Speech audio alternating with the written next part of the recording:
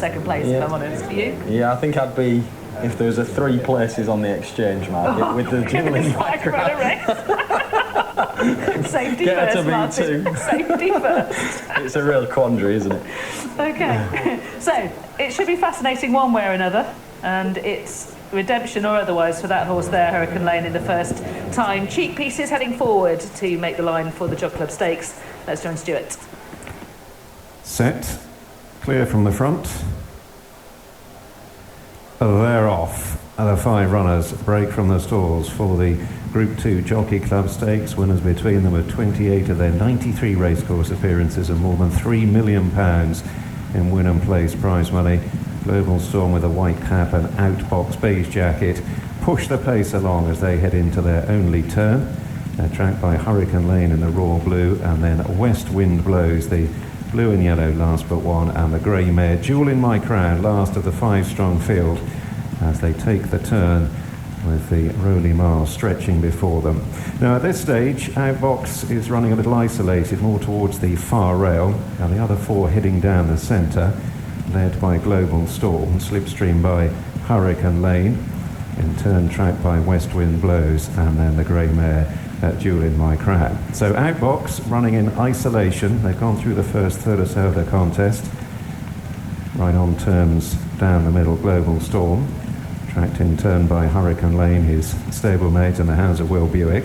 Jamie Spencer in the blue and yellow silks aboard West Wind Blows has just Jewel in My Crown and Callum Shepherd in behind, as up ahead Outbox and Holly Doyle and Global Storm and James Doyle, split by much of the width of the track, continue to dictate. They race 2 lengths ahead of Hurricane Lane, held together in 3rd place. West Wind Blows sitting right on his tail, and Jewel in My Crown continues to look on, and despite running in isolation against the far rail, Outbox still right on terms with Global Storm, and the pace beginning to lift just a fraction, you fancy. Hurricane Lane has yet to be asked any serious questions, leaving the half mile behind him. Spencer just crouching a little lower now on West Wind Blows, asking him to get competitive, and he begins to move up as fairly stylishly Hurricane Lane has come sweeping through to take over. Down to the bushes, 2.5 to go, and Hurricane Lane has gone breezing on by his rivals. Global Storm ridden along. West Wind Blows now asks for maximum effort on the right, then Jewel in My Crown. Outbox has weakened away, and it's Hurricane Lane 4-5 lengths ahead, running downhill with a furlong and a half to go in the Jockey Club Stakes. Hurricane Lane and Will Buick 6 lengths clear. Global Storm fighting it out surely for a place only with West Wind Blows, and Hurricane Lane storming clear has simply blown his rivals away to win the Jockey Club Stakes emphatically. It's very close for second between Global Storm and West Wind Blows, that Outbox and Jewel in My Crown.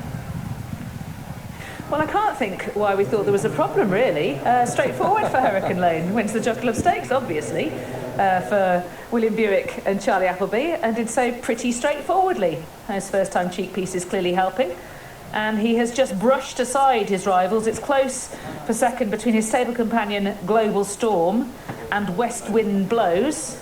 It's head up, head down on the line, and we'll get the print, I think, to say which is which.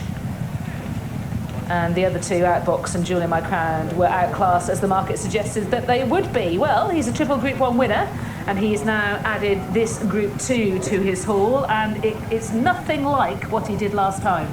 Absolutely nothing like it. No, he's been right back on song and had the race in the bag a long way from home, and all that talk, and the highest rated horse beats the second highest rated horse and the third highest rated. We do overcomplicate things, don't we?